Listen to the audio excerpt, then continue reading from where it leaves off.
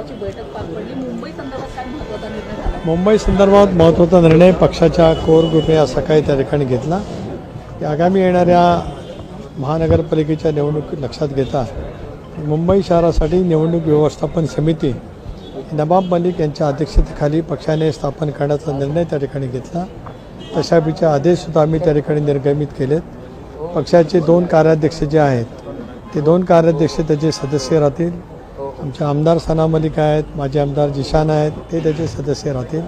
त्याचबरोबर ती माझ्या माहितीप्रमाणे भास्करदाजी विचारे, राजू डोके, संजय तटकरे हे आणि इतर काही सहकारी त्याच्यामध्ये निमंत्रित आहेत. त्यांना त्या संदर्भामध्ये एकत्रितपणाने बसून पुढच्या संदर्भामध्ये अधिक काही त्याच्यामध्ये जी काही चर्चा करायची असेल ती त्यांनी सर्व संबंधितांच्याजवळ करावी आणि मग त्या बाबतीमध्ये पुन्हा एकदा प्रदेश पातळीवरती आम्ही एकत्रितपणाने बसून मुंबईमध्ये संघटन वाढवण्याच्या दृष्टिकोनातून पुढचं नियोजन आम्ही त्या ठिकाणी करणार आहोत. मुंबई अध्यक्षपदासाठी एका व्यक्तीची निवड न करता एका पद्धतीने कमिटी स्थापन करण्यामागचं काय उद्देश? नाही, पक्षाला अनेक वेळेला ज्या दृष्टिकोनातून सामोरं जाणं योग्य वाटतं तो निर्णय पक्ष त्या ठिकाणी घेत असतो. हा पक्षाचा सामुदायिक कोर ग्रुपमध्ये घेतला गेलेला निर्णय आहे. सर, भरत शेठ गोगाले म्हणतात ते की आपण भाजपमध्ये चालवलं मात्र कोणाकोणी करून आपण थांबलात, आपली उलटी गिनती सुरू आहे असं भरत गोगाले बोलतात. कोण काय बोलतं त्याच्यावरती प्रतिक्रिया देण्या इतपत मी काय छोटा नाही आहे. दोन एक असं आहे की प्रदेश राष्ट्रवादी काँग्रेस पक्षाचा अध्यक्ष आहे.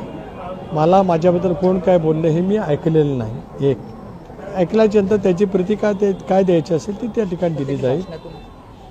मी माझ्या पक्षाचा राज्याचा अध्यक्ष आहे. मी 5 वेळेला विधानसभेवरती जिल्हा परिषद अध्यक्ष म्हणून आज 2 वेळेला लोकसभेवरती निवडून आलेला आहे. एकदा महायुतीमधून एकदा महाविकास आघाडीकडून. त्याच्यामुळे पक्ष आणि पक्षाचं संघटन मजबूत करणं या पद्धतीने मी महाराष्ट्रामध्ये काम करतो आहे आणि माझी भूमिका महाराष्ट्राने पाहिलेली आहे.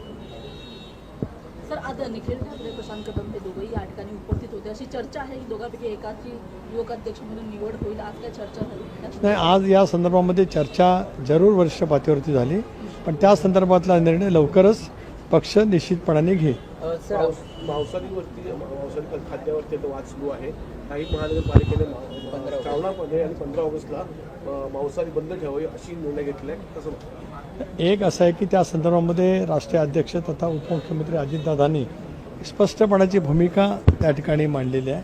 कारण एखादा विषय ज्या वेळेला संवेदनशील असतो त्यावेळेला त्या संदर्भातली भूमिका घेतली जात असते.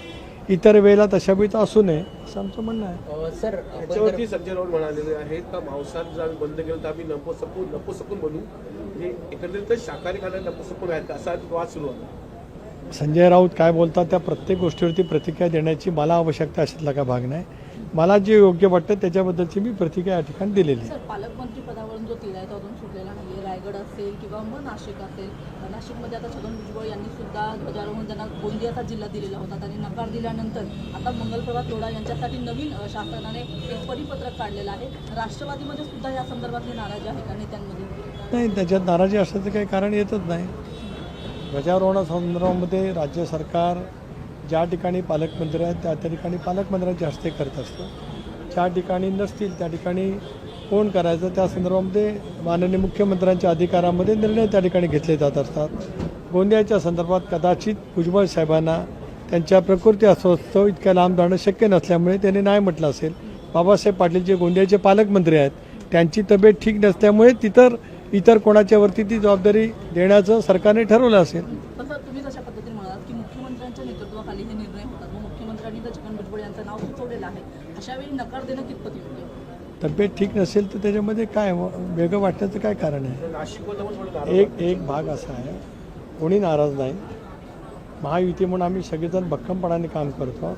मुख्यमंत्र्यांच्या नेतृत्वाखाली महाविकास आघाडीचं काम आदरणीय दादा, आदरणीय एकनाथरावजी शिंदे यांच्या नेतृत्वाखाली राज्य सरकार त्या ठिकाणी काम करते.